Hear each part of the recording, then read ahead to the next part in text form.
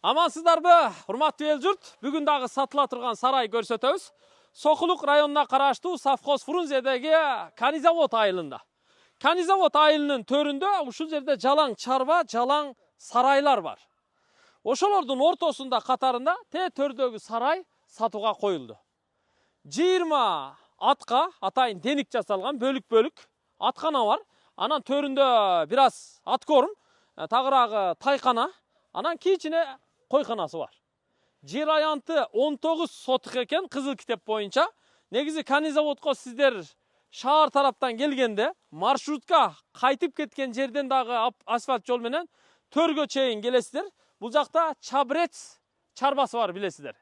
Чабрецтин сарайлары бар. Ошого жетпей эле тетиги жерден оң тарапка бурулуп, ушул асфальт, бетон көчө менен бияка киресиздер. Мына вагон өзү бул жерде көрүнүп турат. Бул вагон дегенде жанагы фуранын аркасындагы вагону. Муну ушу жашай турган 3 бөлмөлүү үй кылып жасап коюптур. Жылуулаптыр. Анан ушул жерге келгенде туугандар ылдый жака кетет. Ылдыйда баягы элдин баары билген Карим ажынын койканасы, сарайлары бар экен. Ошого кошуна болуп калат экен. Мына жерлер бош жерлер экен. Ал эми мына болбосо жанагы Алабуканынбы, Чаткалдынбы Шахтер деген командасынын сарайы экен. Ошонун жанында ушул сиздердин ала турган сарайыңыздар. Чегара мына кошунанын Пескаблок дубалына чейин келип такалат. Бул жагы эми ушул чегарадан. Бул жака мына бир аз жүрө турган болсок, мына ортодогу загон ушул сарайдын загону. Бул кызыл китептин ичинде. Мына ортодогу тосмо турат.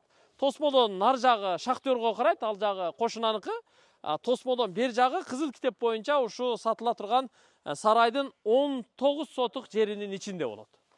Бул жагы да мына ортодогу жолдун бул жагы өзүнчө бир 4 сотуктай чыгат экен менимче. Бул жака үй салса болот, кошумча сарай салса болот. Кыскасы бул жакты дагы жакшылап пландаштырса болот. Биринчи кезекте сарайды көрүп чыгалы.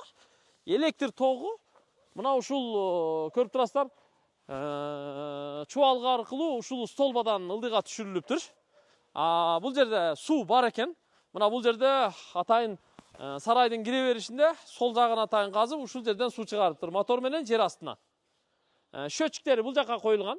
Бул өзү Союз убагында курулган сарай экен. Ушул сарай өзү узун курулган сарай, нар жак чекеси башка бирөөнүкү, бул жагы башка бирөөнүкү. Ал эми ортодогу мына ушул жери сатыла турган сарайдын ээсиники. Мына чегарасы ушул дубалдан бул жагы. Азыр эми бир аз күн батайын деп калды, ошондой болсо дагы жарытып, мына көрсөтүп бергенге аракет кылалы. Бияктан киргенде бул жагы бир баягы токумканасы, аттын токумдарын бүт ушул жака жемдерин алып кирип коет. Анан орто коридор көрүп турасыздар, кенен. Техникада бемарал кирип чыга берет да. Эгер мына жерден поворот ала алса. Бирок жана муравей, чөп ташыган, жем ташыган техникалар бемарал кирип чыга берет алды аркасы менен. Мына эсептеп берем мен.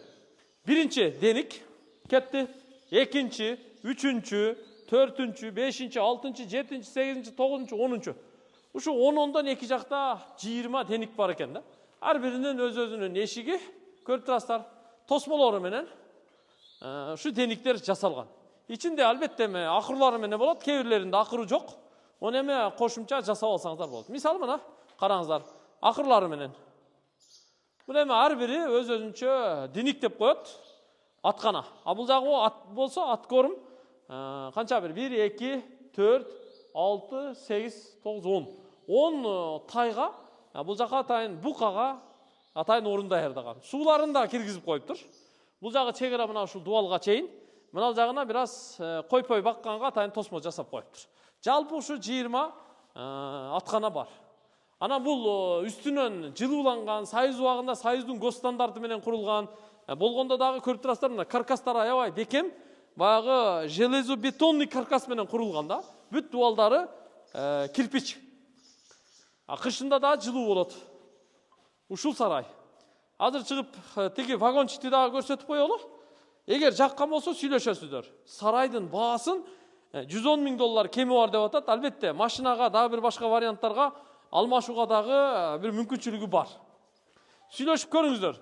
Анан жарым акчасыны нак берип, жарым акчасыны машина түрүндө, балким шаардан бир квартира түрүндө алмашуу варианттарын сүйлөшсөңүздөр болот да. Бул жакта болсо мына вагончик вагончикти дагы сиздерге бир катар кирип көрсөтүп коелу. Өзүңүздөрбү же кызматчы, малчы койчуларыңыздарбы бүт ушул жака бала чакасы менен кирип бемарал кышы жайын жашаса боло берет негизи. Себеби ичинен жылууланыптыр.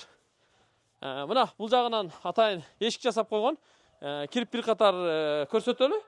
Бул жагын кааласаңыздар өзүңүздөргө офис же болбосо чакан эс алуу бөлмөсү кылып жасап алсаңыздар болот. Негизи ал эми бул жагы өзүнчө жасалган, кире бериши дагы тосулуптур. Эшиктери да мындай темир эшиктер коюлган. Киргенде бул жер бир бөлмө. Андан кийин ортодон тосулган, бул жери дагы бир бөлмө. Анан мына ал жагы өзүнчө бир бөлмө. Бул жагын эми ашкана же болбосо душка расчет алып жасаган. Бирок эшигини өзүнчө койгон, форточкасы менен. Бул эшиги өзүнчө. Бияка өзүнчө кирип чыкса болот. Терезелерин мындай пластиктен коюп койгон. Ушул туугандар. Эми жаккан болсо сүйлөшүп көрүңүздөр. Жер аянты 19 сотук. Ана мына ортодогу жолу менен 20 сотук чыгат экен да. Бул жол бир эле ушул сарайга кирет. Ошон үчүн жол дагы кошулуп эсептелингенде 20 сотук жери чыгат экен да. Эми бул жердин келечеги аябай жакшы да. Маани бере турган болсоңуздар. Мына азыр шаар ичинен Бишкектен ат майданы шаар сыртына көчүрүлүп чыкты, Жакын жерге келип калды. Туурабы? Демек жанагы бул жерге ат кармаса, келечекте улактарга, ат оюндарына барып катышыш керек болсо, анда ушу аттын, тулпарлардын өздөрүнө эле жүктөбөй минип барганга мүмкүнчүлүк болот. Келечеги жакшы да, жакын. Транспортировкадан кыйналбайсыздар. Ал эми бул жакта ушу Канизаводдун мына айылдын сарайларынын чекесинде бул жакта өзүнүн ат майданы бар, ат чаба турган жерлери бар. Бул жерлер бүт эле сарайлар өзүчү. Бүт эле сарайлар. Эми аны жакшы билесиздер. Мисалы мына маңдайда турган, чатыр көрүнүп турган сарайды да биз тартканбыз. Ушуну да биз сатканбыз убагында. Канча тез кабарды жаңы баштаган жылдары, 2019-2020 жылдары. Бул жакта мына Карим ажынын, наракта Асыл ажынын сарайлары бар экен. Бул жерде эми бүт ушу чарбаны, саяпкерликти, баягы кой баккандыкты жакшы билген жалаң чарбагерлер. Ошолордун катарына келип, кошулуп, ушул жерде кошуна болуп, ушул жерде бир гүлдөтсөңүздөр, менимче аябай жакшы болот.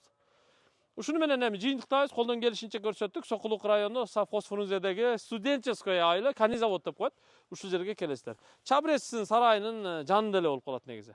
Анан суу бул жакта кааласаңыздар тетиги жерден, Центральныйдан тартып келсеңиздер да болот кааласаңыздар. Ага анча деле зарылчылык жок, анткени тетиги счетчиктин астына атайын казган, жер астынан мотор аркылуу суу чыгарып койгон. Суу, свет маселе эмес. Бар болуңуздар, $110 000 кеми бар. Албетте варианттар бар, сүйлөшсө болот. Көрүшкөнчө, ассаламу алейкум.